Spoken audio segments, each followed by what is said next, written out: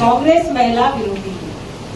मैं पूछना चाहती हूँ भाजपा से, 2023 में जब आप ये बिल लेकर आए थे महिला आरक्षण का, तब पूरी सर्वसम्मति से 21 सितंबर 2023 को ये बिल पास कर दिया गया था, राज्यसभा में भी और लोकसभा में भी।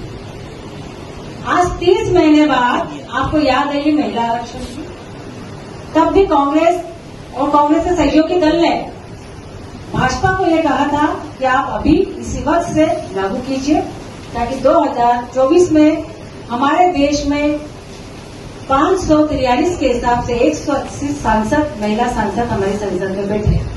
तब ये मोदी सरकार ने 2 क्लॉज लेकर आ गए पूरे बिल में, क्या जनसंख्या के आधार पे, जनगणना के आधार पे और परिसीमन के आधार पे हम इसके बाद हम इसको लागू करेंगे।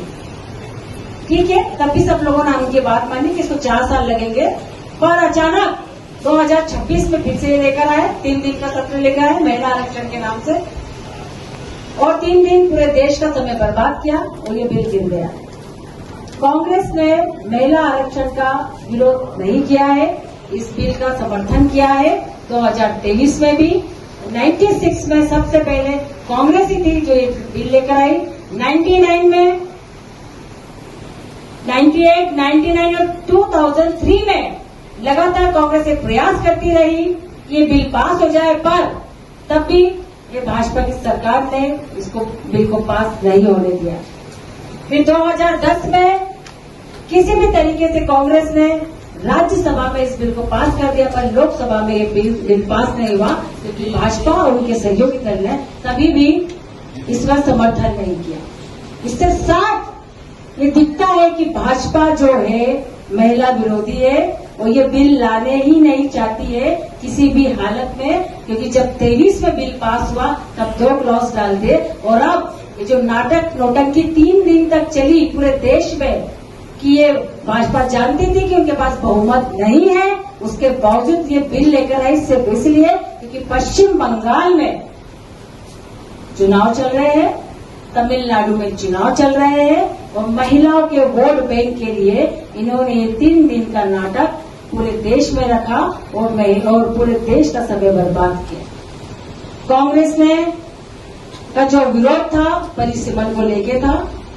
भाजपा सरकार चाहती थी कि 2011 की जनगणना के हिसाब से इस बिल को पास कर दिया जाए, 850 सीट हो जाएगी और महिलाओं के लिए एक्स्ट्रा सीट हम करेंगे, लेकिन जो 543 है उसको वो छोड़ डालना चाहते थे।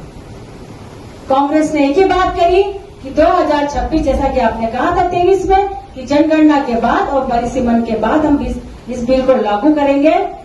तो आप अभी 2026 की जनगणना के बाद इस बिल को लागू कर दीजिए, हम साथ में हैं। और हमारी तो ये मांग है कि आज अभी इसी वक्त अगर आप इस बिल को लागू करते हैं तो पूरी कांग्रेस और पूरा विपक्ष आपके समर्थन में है, और आने वाले समय में 2029 के चुनाव में हम 180 महिलाओं को संसद में, पार्लियामेंट में बैठते देखना चाहते हैं।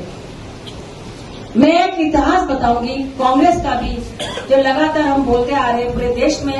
मोदी सरकार, मोदी जी रात को 11:30 बजे आते, 8:30 बजे आते हैं और देश को संबोधित करते हैं और कहते हैं कि कांग्रेस महिला विरोधी है। कांग्रेस का इतिहास बताना चाहूंगी मैं कि कांग्रेस ने क्या क्या करा महिलाओं के लिए। महिला अध्यक्ष जो थी, महिलाओं का जो इतिहास नहीं बिल्कुल, और हम हमारा भी इतिहास देंगे और इनका वर्तमान का भी दूंगी मैं, और जो पिछला वो भी दूंगी मैं दोनों चीज का कंपेरिजन करूंगी, क्योंकि महिला विरोधी पूरे देश में गलत धारणा फैलाई जा रही है कांग्रेस के लिए। कि देश की पहली महिला अध्यक्ष जो थी एनी बेसेंट थी, देश की पहली प्रधानमंत्री इंदिरा गांधी जी जो कांग्रेस से थी, देश की पहली राष्ट्रपति प्रतिभा पाटिल जो कांग्रेस के शासनकाल में बनी थी, देश की पहली मुख्यमंत्री सुजीता कृपाली जो कांग्रेस के शासनकाल में कांग्रेस ने बनाया था, और देश की पहली महिला लोकसभा स्पीकर मीरा कुमार जो दलित समाज से आती है, वो भी कांग्रेस के शासनकाल में पहली बार कोई महिला स्पीकर बनी थी। अब मैं इनका भी इतिहास बताऊंगी और इनके जो अभी वर्तमान मंत्री शंत्री है जो क्या क्या महिलाओं के साथ करते हैं ये भी मैं बताऊंगी, क्योंकि वो बताना बहुत जरूरी पत्रकार को आप टिकट देते हैं, मोदी जी उनके लिए भाषणबाजी करते हैं, उनके लिए वोट मांगने जाते हैं। इतने बड़े रेपिस्ट को गैंगरेप जिसने कराया उसके लिए भाजपा और मोदी प्रधानमंत्री खुद जाके उनके लिए वोट मांगते कि इसका एक एक वोट प्रधानमंत्री मोदी को मिल रहा है, प्रज्वल रेवन्ना को नहीं मिल रहा है। पिछली बार भी मैंने कहा था कुछ दिन पहले की घटना है कि गोवा में पार्षद के बेटे 3 साल तक बच्चों का बलात्कार करते, दुष्कर्म करते, उनके वीडियो वायरल करते, तब शासन प्रशासन को उसका होश नहीं है, उनको पता नहीं है, ऐसा उन्होंने कहा। पर जब कोई बच्ची के परिवार वाले जाके जब थाने में रिपोर्ट करते तब ये पूरी चीजें बाहर निकल के आती कि 3 साल तक बच्चों के साथ इस तरीके से गलत व्यवहार किया है भाजपा के साथ। हमारे देश की बेटियां पहलवान लगातार जंतर मंतर पे विरोध कर दी गई और इनके ही मंत्री ब्रजभूषण की बात करूंगी, उन्होंने उन खिलाड़ियों के साथ, उन बेटियों के साथ यौन शोषण करा, उनके साथ छेड़छाड़ करी, जिसके एवज में साक्षी मलिक जैसी हमारी एथलीट जो देश की शान है, देश की बेटी, उसको संन्यास लेना पड़ा।